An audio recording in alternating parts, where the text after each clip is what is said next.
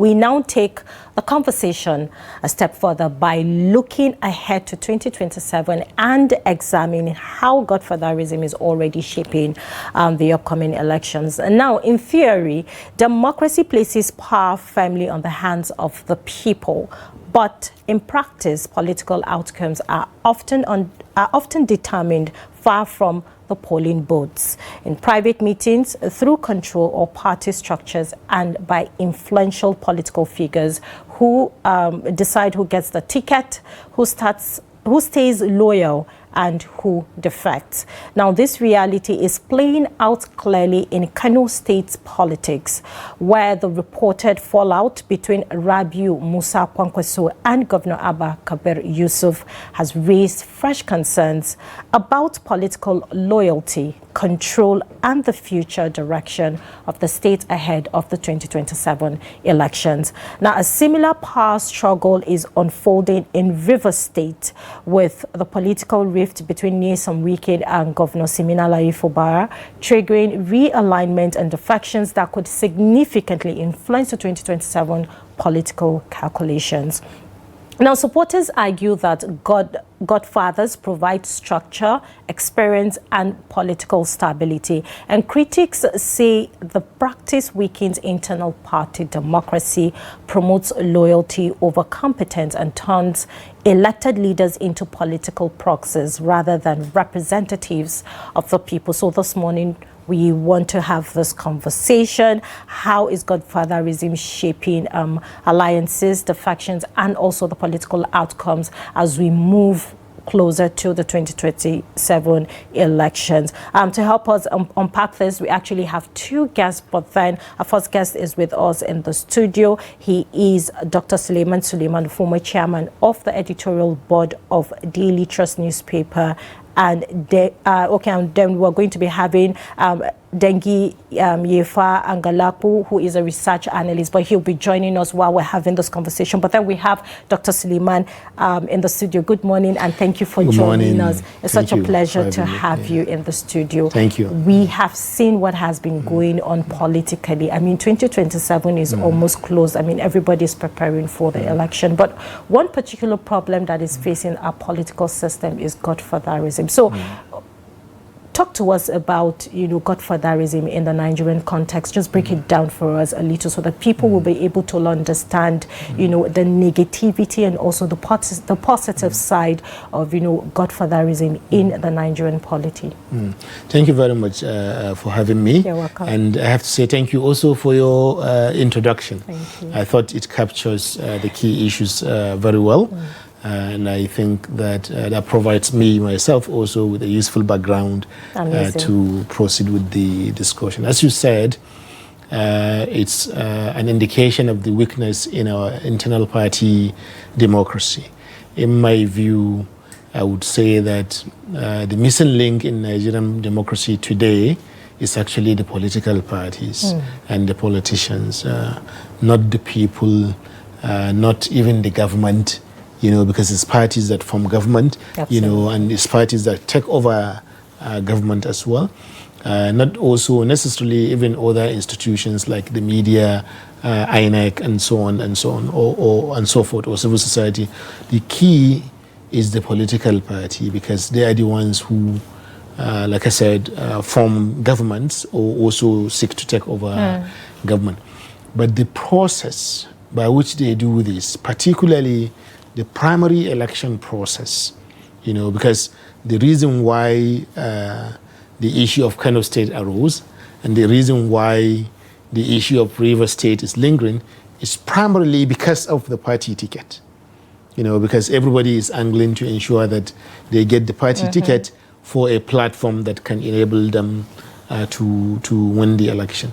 So in the past, godfatherism used to be different from what it is now. Before, it used to be people who are known to be themselves not interested in political office. People who are not interested in the same offices. For example, yes, if you are Malam Aminu Kano, you know, you don't want to be governor of Kano State. You don't want to be governor of Kaduna State. You don't. That's not your intention. You understand? You know, your intention is maybe to become governor. I mean, the president of Nigeria, or even more importantly, to ensure that the party platform, you know, the ideology of the party, the policies of the party, they are enforced by those who become governors, those who become member House of Reps, senator, and so on, and so forth. So there was some kind of ideological basis to party godfatherism in the past, you know. Even in the first, this time, 1999 to 2007, during Obasanjo, when we had people like Angalapu in Oyo State, and several people like Bukola, no, the father, Olushola Saraki, and so on. Yeah. Thank you. There was that idea that, okay, this is what we stand for. So we want the candidate that will fly our flag, that will represent our ideologies and implement the kinds of policies that we stand for. That's how godfatherism used to be in the country. And like you said, yes, the godfather has the structure, he has the connection with the voters, more than the candidate, more than his godson, usually in these cases. But nowadays, you were governor yesterday, right? And today, you are now godfather. And that governorship seat is not necessarily your birthright. It's not necessarily your, how do I put it? It's not something that you own, you know? So it's not the idea that I am godfather, you know, because you are governor yesterday. These ones, they have deeper connections with the people, deeper connections with the community in the past, you know? So I think that's part of the reasons why we're having more conflict between godfather and godson nowadays, because you have a situation where somebody is occupying, say for example, I was editor here, as you mentioned, chairman editorial board, and then I turn around and now you are the chairman editorial board, and then I turn around and I say that I wasn't in a position higher than yours that you are on now. I was chairman editorial board. Today you are also chairman. So yesterday you were governor. Today I am governor. It's not like yesterday you were president, or for example, the case of people like Awolowo, you understand, and Saudona and Co., who everybody knew that these are the leaders of the party. Even their face is a representation of the party itself. They are human beings, but they embody the ideals of the party. Are you following the point Absolutely. I'm making? And their influence and power goes beyond a particular office. You understand? Or even in most cases, a particular state, you know. But nowadays you have somebody who was just a governor like yourself, and then you are now governor, and then he wants to dictate terms and conditions for you on how you are going to run your government. And in most cases, it's not like there is a kind of ideological basis, yes, you know, between what the party stands for. And things like that. So for me, that's the major difference. Okay, go ahead. Dr. Suleiman, thank you for, you know, breaking it down for, you know, even an ordinary Nigerian to be able to understand what really godfatherism is and how it was being played in those days, and looking at what we have now. Now we're going to pick River State as a case study. We saw what happened. I mean, for me, I feel River State case, I mean, the situation is a deeper eye-opener as to the negative effects godfatherism has in the present-day Nigerian democracy, because it affected lives, it affected properties, that the president had to come in to intervene. Yes. But then in the course of all this, you know, trying to sort out the grievances between Wike, now I think we have to call out names. Wike, who was the former governor of River State, and now, you know, the FCT minister, and the godfather to Fubara, which we know he funded his political journey into, you know, being the governor of River State. At what point does that link between a godfather and, you know, his godson you would always, you know, break off? Because it is sad to know that what is done in the inside at the end of the day will now be brought out in the open, that people have to see and start hearing so many things. And we still at this point don't have the right information as to the agreements that were being signed out and ruled out between the two of them. So at what point do this link, gets to disconnect between the godfather and their sons? Thank you very much. In the case of Rivers State, and I have to say maybe at this point, that Rivers is significantly different from Kano. So maybe when we get to Kano, absolutely, would also mention look at the differences. Yes, in the case of Rivers, but also in Kano, the key difference is federal politics. That's the key difference. What makes Wike become the minister of FCT, which in Nigeria is one of the major cabinet positions, is his contribution to President Tinubu's election in 2003. And that contribution came as a result of the fact that he was the governor of Rivers State at the time. So he had control of the votes, in the state, by and large, So in order for him to continue to remain relevant to Tinubu's own career, to Tinubu's own ambition, particularly the 2027 that you mentioned, he has to be able to hold on to the votes and the state, because that's what brought him here in the first place, But for that to happen, he has to have a lot more influence in the state than he would otherwise have had. Do you understand? Because he needs to be able to demonstrate to the president, not just once, but continuously until election day, that he is the man in charge in Rivers.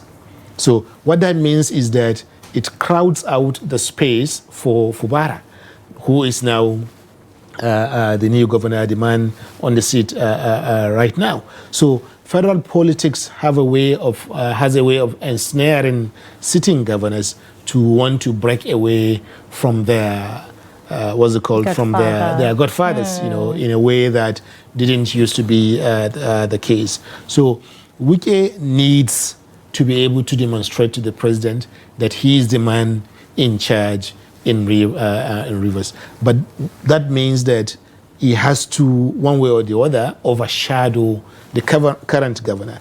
And that's a difficult thing because in Nigeria, a lot of politics is about the individual, the individual politicians. It's not much about ideology or policy or even ideas about what do we do for the future, what legacies do we leave around, as a political party or even as a candidate or even as governor and things like that.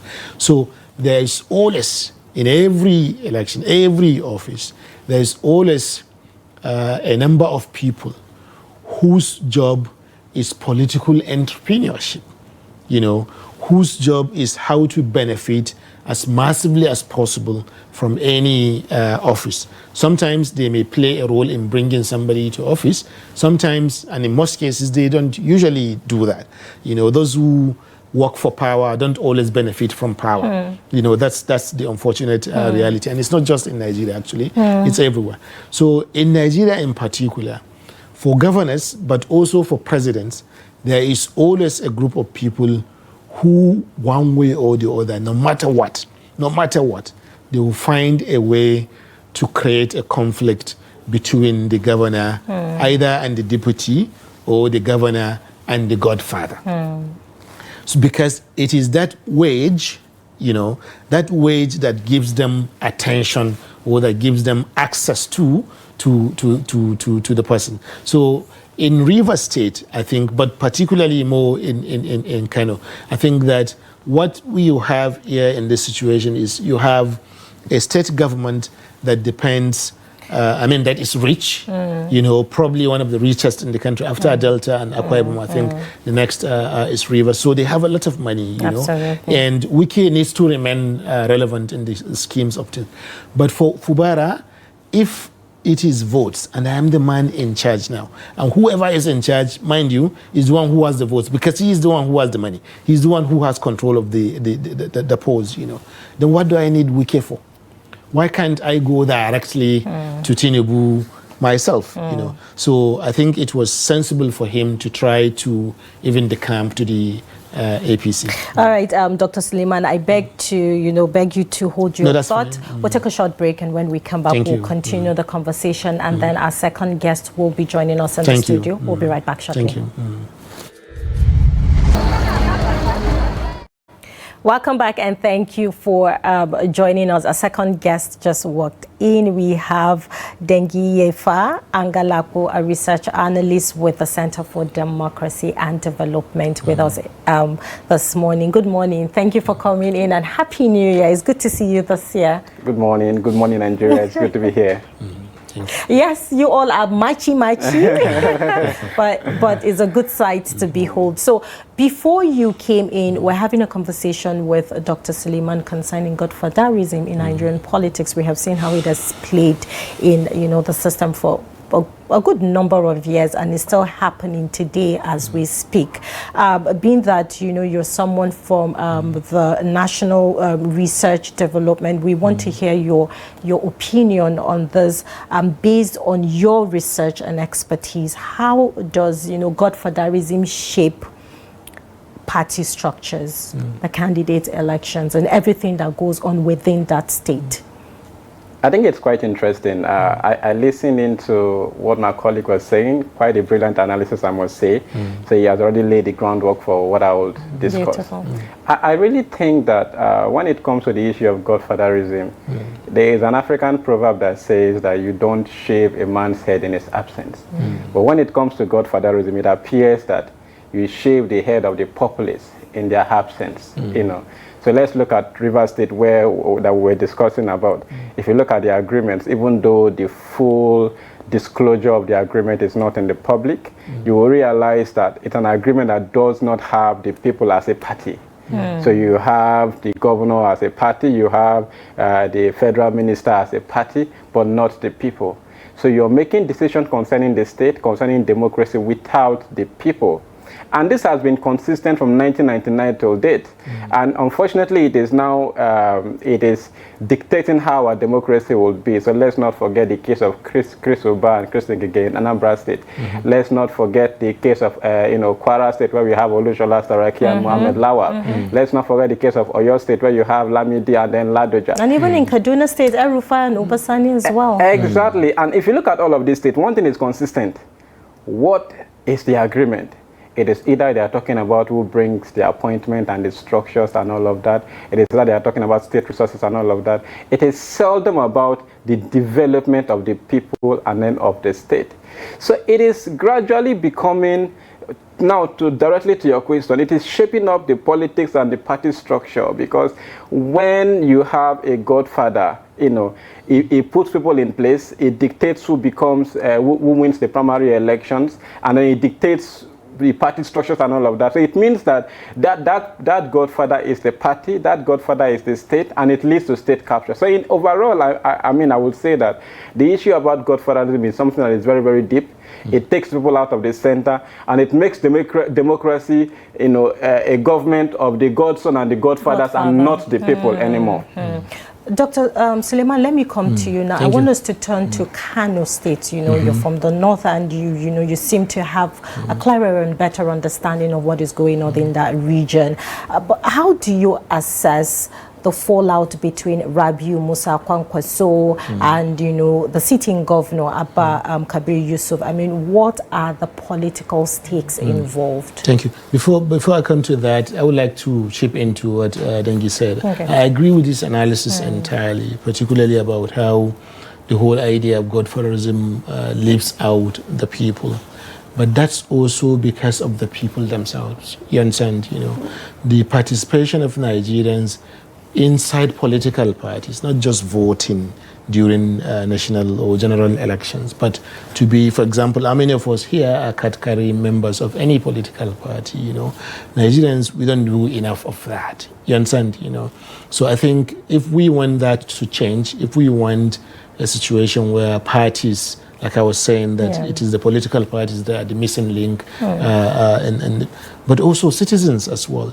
Citizen action is important in influencing how political parties themselves behave.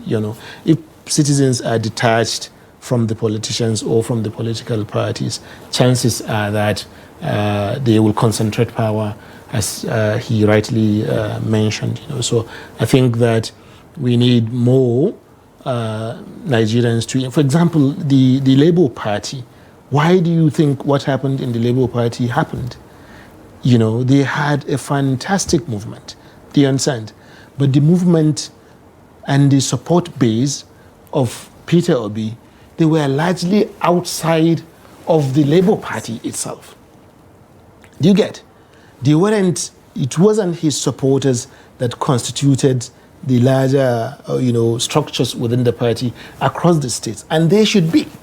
So most of them are people like you and I, intellectuals, people speaking on social media, and so on and now so talking forth. about the obedient movement. Yes, for the obedient, because it's also similar to Kwankwaso's movement, But they weren't within the political party structure. So it was easy for the federal government, because I don't want to say President Tinubu because that's where the fingers point, to easily take the party and pull the rug from under his feet. Do you understand? But if the parties, the Labour Party, had been manned, because there will be some kind of voting, there will be some kind of internal party democracy. So if 10%, just 10% of the people who voted for Peter Obi in 2023, 10%, I think, would be 600,000 people, right? If 10% of them had been in the Labour Party, do you understand? And chances are that not all of them will change quickly. Chances are that they would not have been able to take over the party away from him. So we ourselves, the citizens, our lack of participation inside political parties is a key issue driving some of these things. But that's the exact opposite of Kwankwaso. I was saying earlier that Kwankwaso's case is slightly different from Fubara's in the sense that Kwankwaso's movement, almost every single Kwankwasia is also a card-carrying member of the NNPP. Do you understand, that a lot of them are not just outside of the party and supporting Kwankwaso, they are supporting Kwankwaso and also members of the party platform that he belongs to. So if he is leaving now, because I hear that he's trying to make alliance with the ADC and so on, chances are that he is going with this movement into that party, which will be a good thing for the party that he is going to. But what has happened between him and his godson, Abba, is really, really difficult to tell. But I will speak on the basis of the things that I have heard from people that I believe are close to him. The issue is simple. Every governor in Nigeria right now is afraid that the 2027 election may not be as clean as the elections that we have had. There is that fear that this man wants to win and wants to win by all means, So people fear that if you don't support the president or you are not seen to be supporting the president, chances are that there will be costs to bear.